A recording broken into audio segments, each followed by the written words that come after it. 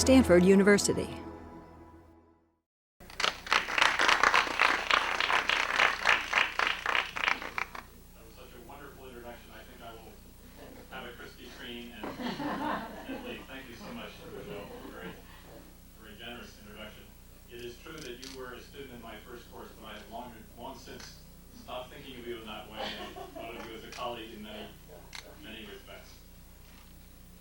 I use the term, a controversy is an ongoing debate that involves at least two points of view, where the arena of contention usually goes beyond the facts to include questions of values, that is to say, norms that people have that are not derivable from their understanding of what the facts are.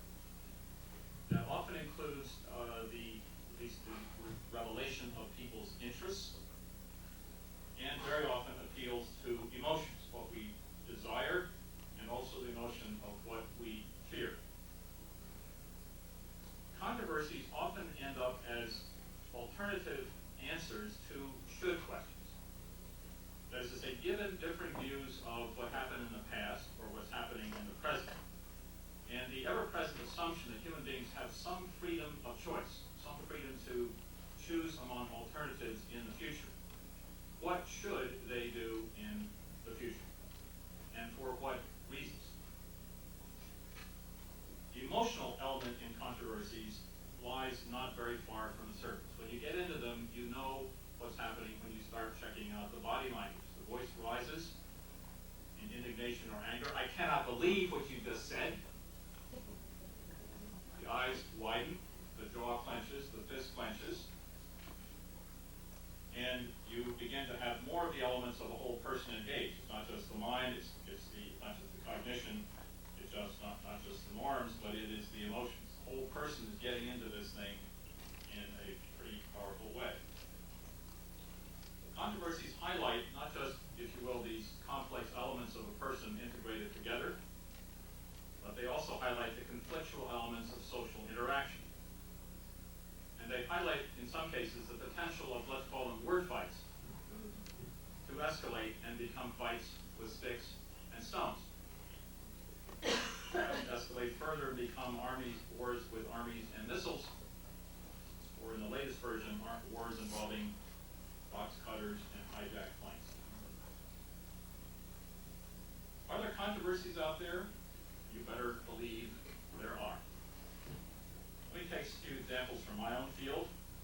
I'm going to exclude for the moment controversies which loom large for academics, namely how academics interpret the world.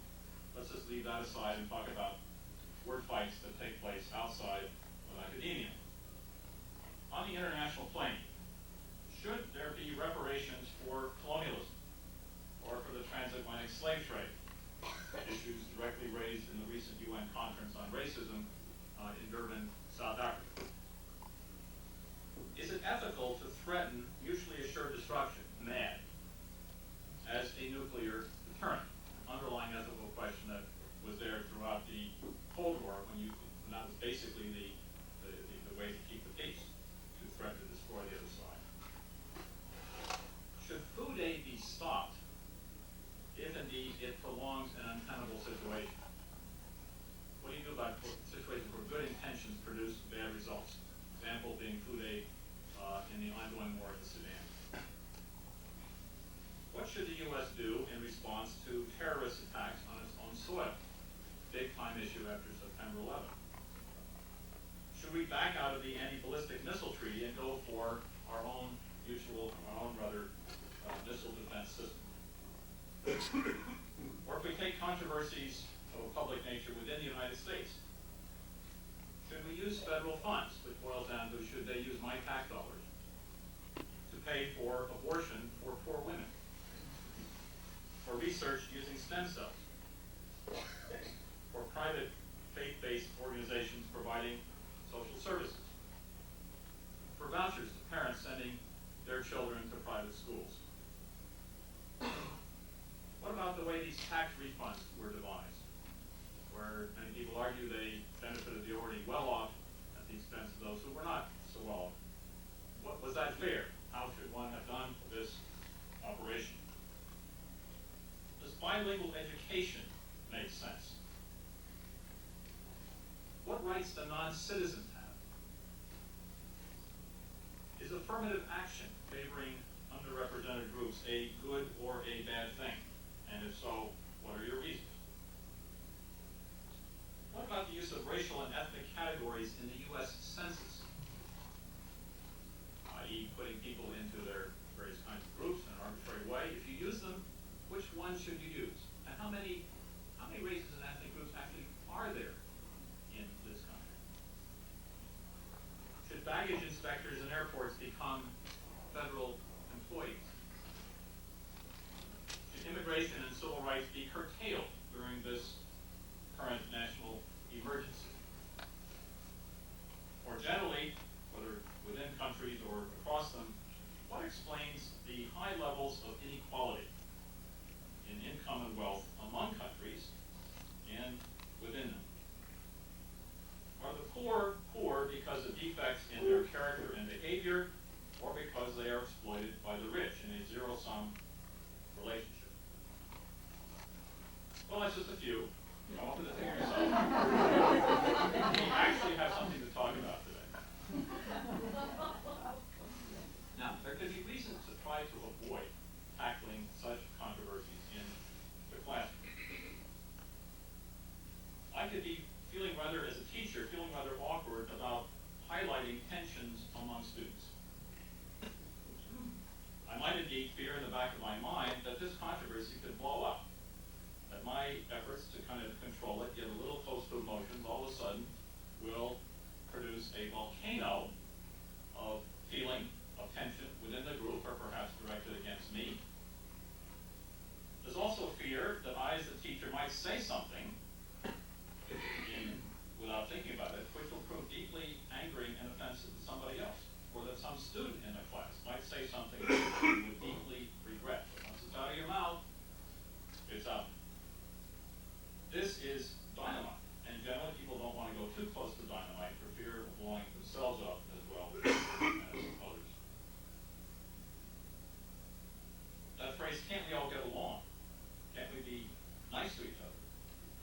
Keeps, I think, appealing to people. And so let's be nice to each other by avoiding situations where we might not be nice to each other in what we say or think. You also have, in today's setting, the stage of political correctness. That is to say, above all, one does not want to say anything to offend other groups. In particular, if I am, as I happen to be, a white male, i.e. a member of the dominant group, it would be a total no-no to say anything that might offend anybody outside the white male category, which is a lot of other human beings. And here we have the paradox of political correctness. It encourages diversity of backgrounds defined in racial and ethnic terms. And I think in some ways it works to restrict diversity of viewpoints by shutting down or making, if you will, morally offensive any viewpoint that might offend someone else in the group. So those are the reasons to back off from addressing controversy. Countering that are reasons which I think are much more persuasive to confront confrontation. It's out there anyway. When these students leave the shelter of the academic world, they are sure going to confront the very same questions, and maybe some other ones that I've addressed. They have, if you will, kind of objective reality. They're in the nature of the way the world is and is going. And so it's better to use the classroom to get them ready for those things, thinking about how they would address them if and when they ever had to deal with them as voters or as warriors or whatever, taxpayers. The classroom is a preparation for life. Okay, if there's controversy out there in life, let's do a trial run right in the classroom. Furthermore, as I will argue, controversies are incredibly complex intellectual matters. They have all sorts of issues that one can, if you will, analyze. We need to think about our thinking about these things before we start emoting about them, or much less telling somebody else over them. And the point of the classroom is to step back and use our brains to think about what's going on here. And you sure need to think about controversy in a very, I think, careful and systematic way in order to come up with justifiable reasons for how you would approach a particular issue. Furthermore, the nature of intellectual activity is controversy. I mean, we thrive on views that are never fully accepted. There's almost nothing that isn't, that somebody hasn't said that is really not a very good idea. So since we engage in controversy, so that's sort of the lifeblood of the enterprise, let's address it in its form outside of academia. Now, my bias is to deal directly, hit the stuff straight on, as calmly and coolly as I can, issues that don't normally generate calm and cool. For reasons that are not entirely clear to me, I am drawn as a moth to the light, to topics that involve enormous inequality in income, wealth, power, and status. That is to say, topics where the normative principle of equality among human beings is just massively violated. Things like colonialism, slavery, apartheid, relations between rich and strong and poor and weak countries, the gaps between elites and new states and their ordinary citizens. And oftentimes, great suffering goes along with those kinds of inequalities. Death in the context of slave revolts, or armed resistance to invasion, or civil war, or genocide in Rwanda. This is terrible stuff. And the effort here is to try to use my mind to understand the nature and the causes and the consequences of some of the more horrific features of modern history. These topics are just enveloped in controversy, and since I have chosen, again for reasons that I cannot quite understand, to go right for this light like a moth, well, since I can't avoid controversy, I might as well figure out how to deal with it. Indeed, in one case, I created a course called Controversies over Foreign Aid. We talk about foreign aid, okay, let's just have the entire focus, 1 week after the other, another controversy. What about conditionality? What is the basis for rich countries offering aid to poor countries? Is there any argument for this? You can take an Ayn Rand position, top with that. So every week in this seminar on controversies over foreign aid, we have another one. You can't avoid it, jump right in. Now, what can teachers do to help students understand controversies? There are many answers here. Let me just suggest a few that I have found useful. Obviously, others have different ways to go. I think one responsibility teachers have is to clarify the scope of a controversy and its boundary. That is to say, what is it, but also what is it not?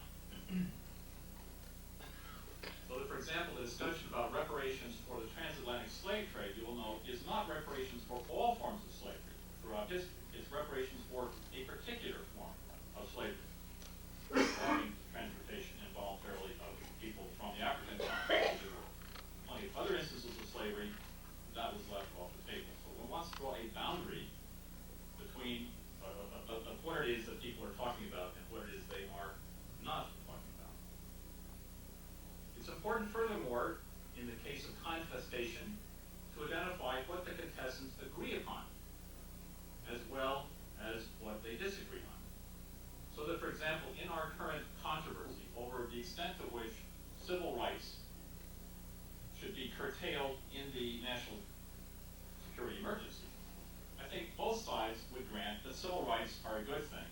In fact, they're legally mandated by the Constitution. And security is a good thing. And so we agree that these two things are good. There's a disagreement over the relative weight of these, which would come forth before the other under certain kinds of circumstances. And we can focus on the differences, but we should also note the underlying agreement. It's a matter of balance rather than of simply saying civil rights don't matter for anything or national security, forget it. Another responsibility, seems to me, of a teacher is to clarify the nature of the disagreement. What is it that people are actually arguing about? They could argue over the facts. What actually happened at a given time and place? They could argue over the weighting of facts. Everybody could agree on the 13 facts that matter here, but the fourth one really counts. And somebody else says, no, the eighth one is the one that really counts. So no, this is not a disagreement over the empirical evidence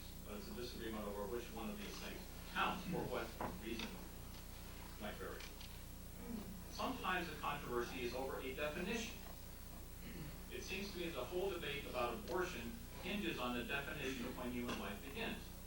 If human life begins at the moment of conception, then if one doesn't want to take human life, that's immoral. Everything follows from that particular definition of the start of life. If one argues that the start of life in a meaningful sense takes place in the third trimester or some later point, then abortion does not necessarily pose a moral dilemma. But at some level, this is a debate over the definition of the start of human life. Sometimes, interestingly, controversies are over counterfactuals. That is to say, what do you assume the world would be like in the absence of the thing that you're looking at? I've done some work on colonialism, and the final chapter of my book on this is an attempt to get a debate between the proponents and the opponents of European colonial rule. And you will note in this debate that each side has a quite different counterfactual assumption. If you are in favor of colonialism, your counterfactual is this world would have been was a Hobbesian situation before the Europeans arrived, and it would be a Hobbesian situation if they didn't sort of put order and structure and development into the rest of the world. If you are an opponent of colonialism, your counterfactual is a world which is really quite nice without the Europeans coming along and messing it up. It's more a Rousseauian world, absent European colonialism, than a Hobbesian world. Now, one of the features of counterfactuals is you can argue till you're blue in the face and nobody can prove that the other is wrong. We each have a right, a basic right to our own counterfactual. And that's indeed why these debates continue to go on. But note that each side has a quite different image of what the world would have been like in the absence of what actually occurred. By its very character, you can't prove the other person, but the nature of these counterfactuals is absolutely crucial in understanding where people are coming from. And often we just simply don't ask that question. What's the counterfactual? What's the assumption about the world which you make absent the thing you're trying to look at? An interesting question that I think teachers could and should answer. Now, another thing that teachers can do is to identify what you might call misspecified debates. Very frequently, a controversy sounds like one, but may not be one.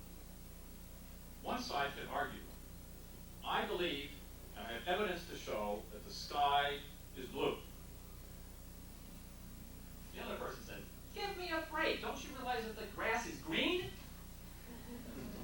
Both of these positions are correct. They are basically arguing past each other. They are not addressing the same issue, but they are pretending that they can frame the debate in their way. There's a lot of passion here, a lot of heat. The actual content of this controversy may be nil, because it's over grass on the one side, sky on the other. It seems to me that that's the nature of some of this debate about the tax money. The supporters of President Bush's tax rebates argue it's your money. So they're focusing on the source of this money, and if this is yours, you might as well give it back to you. The opponents of the tax refund don't deal with that issue so much as distributional equity questions. Why is it that whatever it is should go so much to the people who already have so much, so little to people who have so little they didn't even pay taxes? So one is dealing with the source of the money, and the other is dealing with, if you will, with the uses of the money with respect to their distributional consequences. And each might be, quote, right, but in some sense they are not engaged with each other. They're cutting across and talking past. It's very important for teachers to help us identify debates that sound full of fury, but in fact might be solved by pointing out that they are not really directly engaged. Sometimes, and this is again where I think a teacher can help us understand what is going on, you can focus on debates over the standard by which you judge something. Lots of debates have to do with whether something succeeded or failed. So you can have a controversy over whether the war on poverty succeeded or failed, the war on drugs, the war on Osama bin Laden. And what's often missing is that people don't realize the debate very much hinges on your criteria for success and failure, not your discussion of some issue that was looking at, the war on poverty or drugs or Mr. bin Laden. The way it works is the following. If I want to conclude in advance that something succeeded, I set the bar for success very low. Let's have an image of trying to jump over a bar. I will set the bar at 2 feet. I can jump over the 2-foot bar. I succeeded in jumping over the height. I want to demonstrate in advance that something failed, I will set the bar so high that almost nobody could have succeeded. Let's set the bar at 15 feet, and you know something? I'm unable to jump over that area. So what's going on here is that people might look at the same thing, but what they actually do is to vary the standard for success and failure. The more you want it to succeed, the more you set standards of success that are almost impossible to achieve in any arena. And what's crucial then is to point out that people are in fact fiddling around with the bar, rather than necessarily engaging with discussion of the issue itself.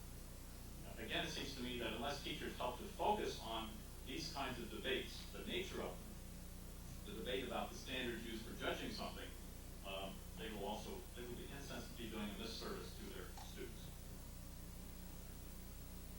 Now, I think there are a couple of distinctions that ought to be drawn about controversy that you might find helpful. One is this distinction between empathy and sympathy. Empathy is the act of having a student, a person, let's talk about a student, identify with the different positions. And it seems to me a very important principle to get students to empathize with a whole set of contending viewpoints, to put themselves in the shoes of, or more helpfully in the mind of, somebody arguing a variety of positions, including somebody arguing something you don't like. In fact, especially including something you don't like. Now, what's often said is that that's not a good thing because it involves sympathizing with, or sort of ultimately concluding that this position is a good one. Not so.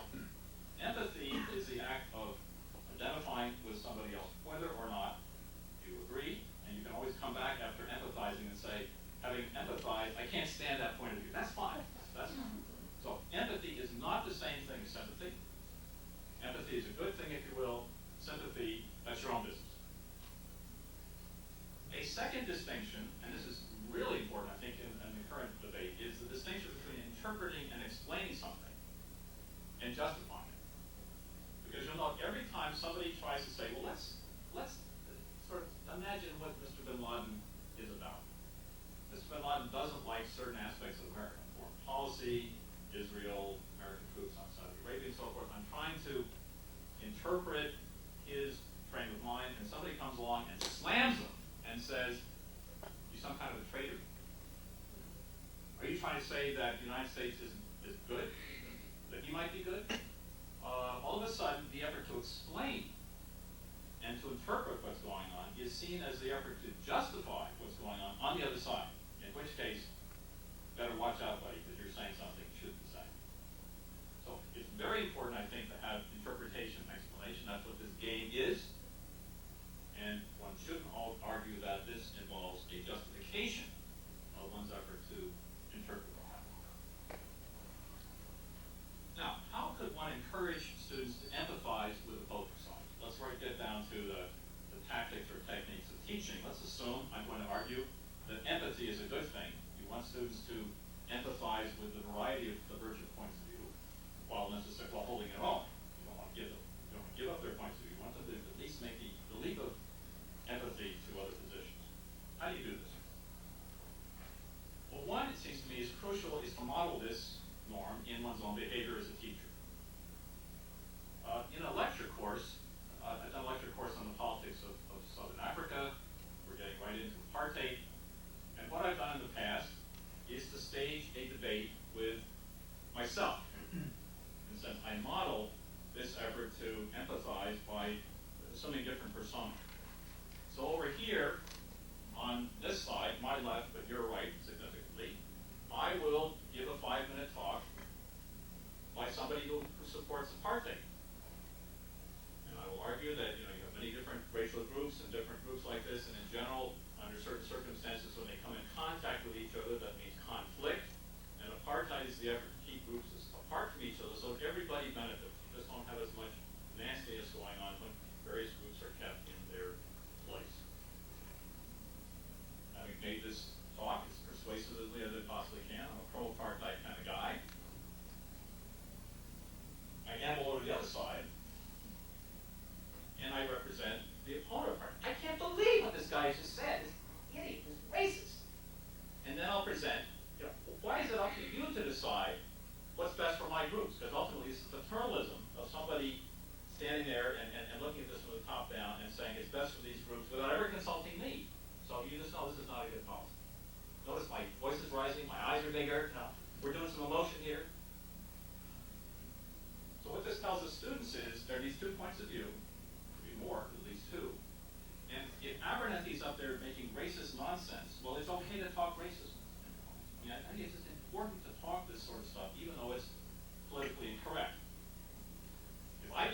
it's okay for somebody in the class to do it.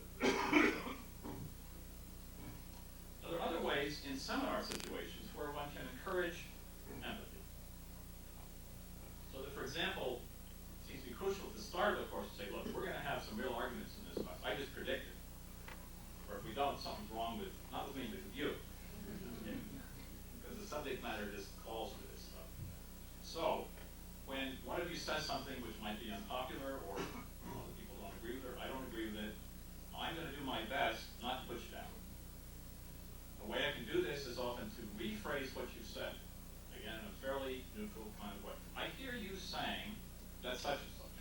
And it's amazing what the rephrasing by the teacher of what a student says does to legitimate what the student says. Because you're phrasing an important point, you can rephrase it, it sort of internalizes in everybody's notion of what's going on. That's okay for you to say that. Then you can say, are there other points of view? Other points of view that might be the opposite of what's going on.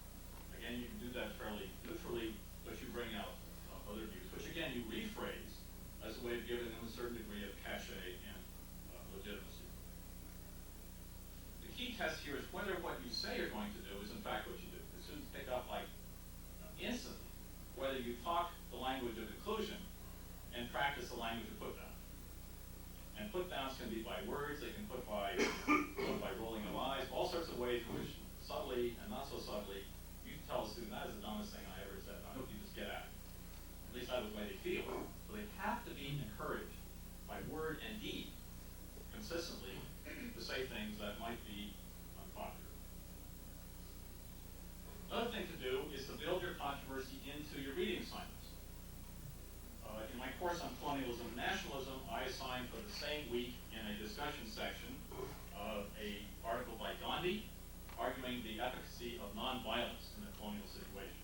And I counterpoised that with an article by Fanon, who argues that violence is actually a pretty darn good thing. It's cathartic, chance for the colonized to get back to the colonizer. And then the question for the discussion section is, imagine that Gandhi and Fanon are in the same room. What would they say to each other? We're not necessarily asking the students to say what they think, but imagine yourself to be Gandhi, and then imagine yourself to be Fanon. And they're really arguing this thing out about the efficacy of violence. Or at the end of the course, we have an assignment by M.A. Césaire, his course on colonialism. Colonialism is the worst thing you ever saw. I mean, there's nothing redeeming about this situation. And then we have P.T. Bauer, an English economist, who says, look, all sorts of stuff got done that wouldn't have got done. Schools, railroads, the kinds of things that the third world actually values, they wouldn't have taken place if Europeans hadn't had political control. So give me a break. The discussion section is, imagine M.A. Césaire walks in the same room with P.T. Bauer. Now, they're not allowed to punch each other in the mouth, but they are allowed to shout. And so what would go on there? Imagine yourself in that situation. What would they say to each other? And, for purposes of the course, what material from the course can they use to buttress their arguments? Not just what you read, but what you read in the context of all this other stuff in the course about whether colonialism is a good or a bad thing. So the reading assignments you set can, in a sense, pose controversies in dramatic ways, get the students to empathize with those two people, and off you go. Now, sometimes you can ask a student to empathize with the view opposing what he or she ought to say. So you could say, the student says, no way should the United States bomb Afghanistan. And you could say, okay, what would you say is the strongest argument against what you just said? So you ask them to imagine their own opponent. Articulate that view, and then defend yourself against it. So made this great point, come up with the strongest, and they're graded in a sense on their ability to think of the strongest argument against what you just said, and then, counterpoint, defend yourself against that position. Now, one way that you can often do to handle controversies is to have role-playing exercises. And what I'm going to do is pass out for everyone a role-play that I use in my course on controversies over foreign aid. I'm not going to go into too many details about the particular exercise. That's why I handed it out, so you can take a look at it later on. But what this does is, in a sense, to show that sometimes controversies are multiple. They're nested in each other. This particular issue looks at two countries, Industria and Ruritania. So you know what's coming on here. Industria is the industrial country, they're the rich guys, and Ruritania is the poor third world country, it's the poor guys. And so one of the issues here is, should Industria provide any aid to Ruritania? And if so, why? But it's not just that issue of the donor and the recipient. If you look into this situation, you have a debate going on within both donor and recipient as to whether they should finance, if they finance anything, a wheat scheme or a bean scheme. And the wheat scheme, to put it simply, is a highly mechanized set of farms that are going to be providing wheat for the urban elites. And the bean scheme is a labor-intensive project that the peasants put up, basically, because they eat bean. So think that wheat represents something that's going to favor the elites in the situation, and beans is going to be something that would favor the mass of the population. And you'll find, when you get into these particular role plays, that there's somebody in favor of wheat and somebody in favor of beans on both sides. So it's not just the donor versus the recipient, but there's a conflict, if you will, vertically between the wheat and the bean people on both sides. And because you form that as cross-national alliances based on what kind of scheme you favor. There's a third issue, whether if Industria finances something for Ruritania, it should attach a population condition or strength. Thou shalt not receive any money from Industria unless you take steps to reduce your 3.1% rate of population growth. Read some form of family planning. You decide what it is, but we're not going to do anything on the wheat or bean front until you do something on the stop having babies front. And you again get debates, because some people say that condition makes perfect sense. It does. Ruritania is growing at 3.1%. They'll eat up the entire gain of this thing. You've got to take a stand on this. And somebody else says, no way, you're violating the sovereignty of Ruritania. That's their problem. That's their issue. They know it's there. It's just that you shouldn't make a conditional upon their taking steps that they might decide voluntarily to take. So what this role play does is to say what you've got is nested controversies. You've got tension between donor and recipient. You've got tension between types of projects in terms of their distributional consequences. I should add, you also have tensions at the bureaucratic level between different ministries over who's going to run this deal. Big time. Anybody who's in real life knows that bureaucratic politics is absolutely huge. And so who's going to run this? The Minister of Agriculture or the Minister of Rural Development? They both have the same titles, purposely overlapping, huge fights when you get into this kind of situation.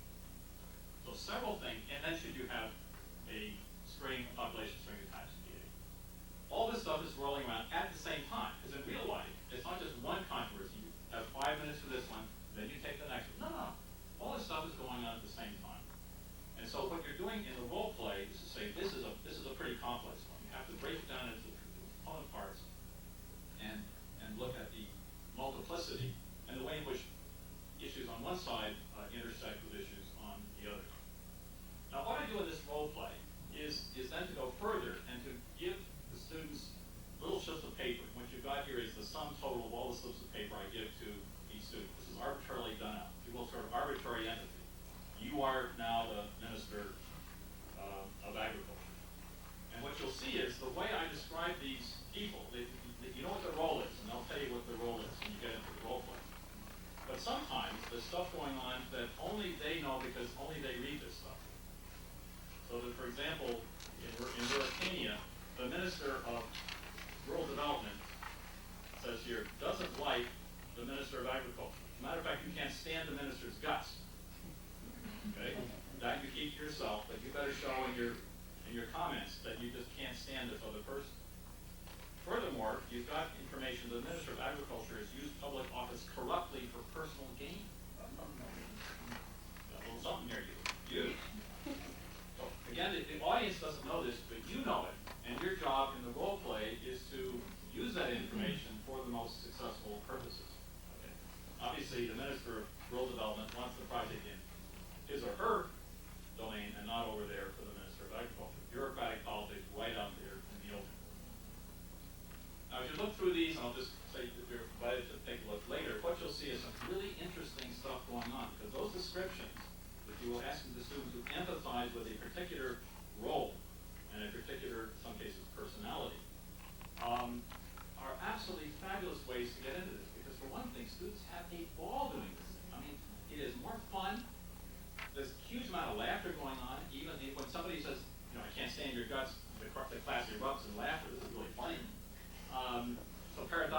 expression of hatred actually seems to be kind of amusing. But you also get all these points across without a single bit of political science jargon. Isn't that great? Isn't that terrific? Because all this stuff, donor-recipient tensions, bureaucratic politics, you can use lots of fancy terms, but it's all there embedded in the way you set up the role play. You have to spend some time in this role. You have to spend some time creating roles that reflect controversies and tensions. That's the hard part. But once it's there, the students will take it and they'll run with it. Furthermore, what's fascinating is that sometimes, if you will, mousy students, quiet students, reserved students, walking around like this, you give them a role, just explode. It is amazing. Some of the most quiet people in a seminar are asked to be, somebody, and they are somebody. They are somebody with a capital S. And thereafter, their persona in the classroom is actually quite different. They gained a degree of self-confidence because everybody thinks they were just the most incredibly corrupt minister of agriculture. Great! Really did it. So in effect, acting, the thespian quality that we all have in us, which is another way for saying empathy. Right? Imagine yourself to be this other person and really do the thing upright. And if you do, you'll make your points without jargon. People will love you. You'll be a more active member of the seminar. Life will be great from then on. Okay, I've overstated that a little bit. But the point is, this is a wonderful teaching technique. Empathy through thespian activity. Finally, let me just raise another issue, and just only to raise it, about the role that teachers should play in all this. I mean, so far, it sounds like you're sort of the cop. You're sort of running the thing. You want to get the students to understand empathy. You're not necessarily getting involved in the controversy yourself. The problem is we all have views on these things, and it's almost impossible, maybe it is impossible, for me to let slip in the way I present a topic, the ways I feel about things. I mean, I'll present this apartheid position, but everybody knows I'm extremely uncomfortable doing that. I'd much rather be over there. They know that. All sorts of signals that I take a stand on this issue. I mean, I'm not just presenting it because it's totally morally neutral. So the argument might be, well, if you're going to present your views, whether you like it or not, you might as well just get out there and give. I tell you, my position on X is the following. You better know it, and I'm just going to argue it like that. And there are some teachers around here who are great teachers who present their view, and you just have this incredible fight between some students in the class who don't like what they say, and they're just going to get out there and present their point of view. They're going to profess. But what do professors do? They profess what they believe. Get out there and say it. The other position, and one which I tend to favor, is that has some real risks to it. Of course, you can't avoid bias in subtle ways. But your job as a teacher really is to encourage students to present, to empathize with different points of view. That's a tough job to be a traffic cop, if you will. And you don't want to confuse it with having them fight you. Or get the students to argue with themselves. That's your job as organizer of this situation, rather than necessarily taking you on. That makes you more the center of the attention. That might be viable. Furthermore, I think students have a sense, not entirely irrational, that if they take a position opposite to that of the professor, there's some consequences. I mean, they might be downgraded. They might be expected to have to say more to defend their position than somebody who just parroted what the professor said. And so I think if one goes that route of just flat out, here I am, and take me on, one should be aware that this has these risks, and the students are in a sense making a calculation, quite rationally, of whether it makes sense, whether it's risky for them to take the professor on. A lot depends on the professor's personality. Sometimes they don't know. You might have a risk avoidance strategy of not getting involved. Be quiet at the very moment that the teacher should want you to speak. So I think there are two positions here. They are pedagogically quite reasonable, each of them. But on this particular controversy, I guess I would side with the position that involves a certain degree of distance, and certainly emotional distance from any one of those positions. Speaking of distance, I'm too far away from you guys. Why don't you speak up, and we'll. How much time do we have, Michelle? Another 5 or 8 minutes. 5 or 8 minutes. Okay. Let's reduce the distance and get your comments in and thoughts.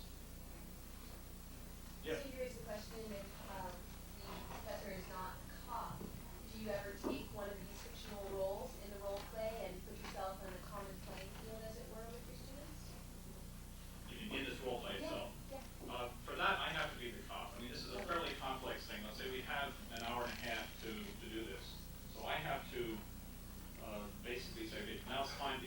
meets and they decide what to do, okay? And Ruritania meets and they decide what to do. And I have to say, okay, time's up, let's get together. So I think for this is a fairly complex role play. You have one simpler. If it's simpler, you can get in. I think if it's complex, you need somebody who runs the show. Now what I do in some cases though is in the role play, say to somebody who's been assigned as the president of Ruritania, after all the discussion, you decide in favor of we. That's pretty unfair, isn't it? But you have to decide something. And so the president of Ruritania has got his mind made up, okay, on a whole series of other grounds. So he's going to pretend to listen to the controversy and then make up his mind, which is already set. People are going to be totally pissed at this, but that's the way it is. But then, because you know it's wheat, then you can set up the scheme with later on where you know it's going to be a debate about the elite favoring wheat scheme. So again, I think control is essential to make this thing work. Otherwise, it just kind of disintegrates. Yeah. What about if the students can't or fail to raise some important points, like leave them out? Are you going to address them in the end? Are you going to have address these topics? In the role play. Yeah, after the debate is over. Yeah. Some important topic has been left out. What do you do about it, guys? Well, yes. The question is, in the role play, supposing some very important issue which I wanted to have raised is just left out, and students are focusing on 1 and 2 and not on 3. It seems to me as we debrief, and we're going to debrief this, of course. We have it, we get into it, we just have this great time. Then we step back, and I, as the teacher, then say, okay, so what was going on? Why did people get so angry, for example? But I could also say, it struck me that none of you talked about this population strength issue. You all got into the wheat versus the beans, but is it ethical for industrial to insist that Ruritania does something about population, otherwise it doesn't get any money at all? So it's perfectly appropriate at the end to say, I noticed something wasn't addressed. What do you guys think about that? And I think that raises the important point that you definitely need debriefing. You have to go through this experience, but then you step back and spend time saying, that was really interesting. But why was it interesting? Yes? Some of the strategies you're talking about seem like they work well when there's maybe a lecture and then a separate section where you can kind of do the controversies in the section. And I'm wondering, like, if you're running a seminar and you know you have a certain amount of material you need to cover and you want to stop and get at some controversial issues, how do you sort of move on from that? Because sometimes students just really want to keep talking about it until the end of class and you know Right. you have a certain agenda. Yeah. I think once you get into a role play, that takes over everything. So you wouldn't want to, let's say you have an hour and a half, or let's say you have 2 hours of the seminar. You wouldn't want to start with this because that totally dominates the whole scene. You might say the first 45 minutes I will in effect lecture, or I will present the background so you'll be able to make sense of what you're about to do. Be quiet, let me talk. But then at the end of 45 minutes, now we're going to do the role play. It's your time to talk, my turn to be quiet. I'm thinking though, even in terms of like discussion, you know, if you present an issue and say, but what might be wrong with that position or something, and they really want to talk, and sometimes can be difficult to rein them back in and say, okay, let's go to the next topic, even if you're not drawing into role play. Yeah. Well, let me answer that without regard to controversy, but with regard to sort of the pedagogy of handling a seminar. It seems to me that a good way to do this is to say to the class in advance of meeting, we're going to have this section of an hour, seminar 2 hours. What I'd like ideally to do today is to cover the following 4 topics, and you write those 4 topics up on the board. We may never get there, but my game plan in advance is to say something about each of those 4. Now, once you get started in topic 1, and it's just going great, but you also feel that ticking, the clock is ticking, this is wonderful, but we're not getting to 2, 3, and 4. Then it seems to me what you do simply is to say, this is just great, we hope to continue at some later point, but let's try number 2. The fact that you've got it up on the board legitimates your decision to shift over to 2. Everybody understands why you're doing it and what you're doing it. But if you don't write that up in advance, and you don't say in advance, then one appears often to be a not very competent teacher. You might even be seen as being afraid of controversy. Things are going so well, you're losing control of the class, you don't like this, so I got to get back on control in my control game to point to this other issue. So I would say the more explicit you are, including writing up on the board what you'd like to do, this gives you permission at a point which you decide, for whatever reason, to shift over from one thing to another. Absent that, as I say, one tends to look fairly confused, even if the reasoning is exactly the same in both cases. Yes? A couple of questions. A lot of this overlaps critical thinking skills, but somehow you couch this your talk in ethics and morals, and I wondered if you define it, and is there a high ground for ethics and morals, or wherever brings it up? And also with our current events, our elected officials might not have heard you speak, so they I get. can't believe that. So how do you teach people to evaluate politicians and our president when he talks? Well, I think much of what I was saying was actually dealing more with analytics than with ethics. That is to say. Right, but nevertheless, the terms came up, Yeah, okay. morals and ethics, and as soon as the words come up, as if there is such a thing. You know, what is moral or ethical that's not also legal or illegal? Okay. Well, are you raising the question of in what sense I'm using these terms? Yes, Oh, because okay. you use them. I mean, Without being very reflective on it, and without giving a philosophic disposition on it, it does seem to me that the ethical or the moral is the realm of where people, again dealing with the future, with a range of freedom to take various options, do that which they consider good, or better than something else. The words good, should, ought, keep reoccurring. Now, obviously people have different notions of what is the good. when That they've in been itself taught is a that. controversy, Yeah, of course. yeah. But that people have different views doesn't mean that they don't actually have such views. And it seems to me an important issue of controversy, particularly because it's usually normatively loaded, is to try to address people's notion of what they think the good is in this particular situation. That is, would the world be better off, or you be better off, or your country be better off, if we But went then for missile we've been defense? indoctrinated with those attitudes, you know, so whether it comes from apartheid or any of the other issues, you know, it's how you're taught and how your group thinks about it. Yeah, that's a separate issue. It seems to me how people came to hold views is itself very important. Right. That's a classic social science question. What I'm trying to deal with here is not so much how they got there as what these views are and how one handles the expression of diverse views in the current situation. So you're raising an important issue. It's a little different from the one that I'm trying to do in the question. Yeah. Just following up on that, I'm kind of struck by your emphasis on legitimating different perspectives in the classroom, in the discussion. I was wondering if there's any time that you recommend sort of commenting on or providing an interpretation of various views that might be extreme in one way or another for the benefit precisely of other students in the class. And ourselves. Well, it seems to me that's what one does at the end. I mean, let's say you could say, in fact, that I want to allow 4 topics, but I want to allow 10 minutes to kind of reflect on what it is we did. And that's the case where you could say, you know, I was struck that the population strength thing didn't come up, or I was struck that people actually didn't express emotion, and I sort of expected more heat. I expected light, but it seemed to be this is kind of a lifeless discussion. What's going on here? So I think you certainly have a responsibility and opportunity to reflect, but always toward the end when there's more to reflect on.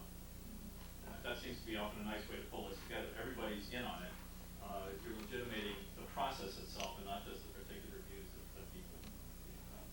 Yeah. Well, let's make this the last. Okay. You can answer it. I wondered if you had any words of wisdom for applying this to religious differences. And I would say, just by way of observation, that the Stanford undergraduate body is now extremely diverse in its religious background.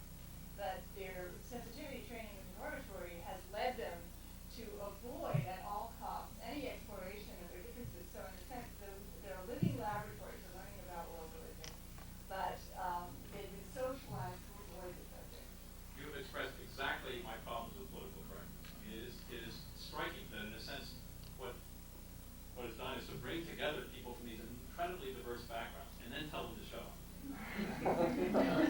So in religion is perhaps the extreme example of this thing, but we have a problem here. We want diversity of a certain sort, and that makes the university socially much more interesting and vital a place. But we don't want diversity of viewpoint, which is actually the heart of the enterprise. And we tend, in fact, to shut that down or want to critique it if anything I say might offend somebody else. And I don't know how to defend it, but I think it's a paradox to which universities are particularly susceptible. And paradox is a wonderful way of stating it. So I mean, on one hand, on the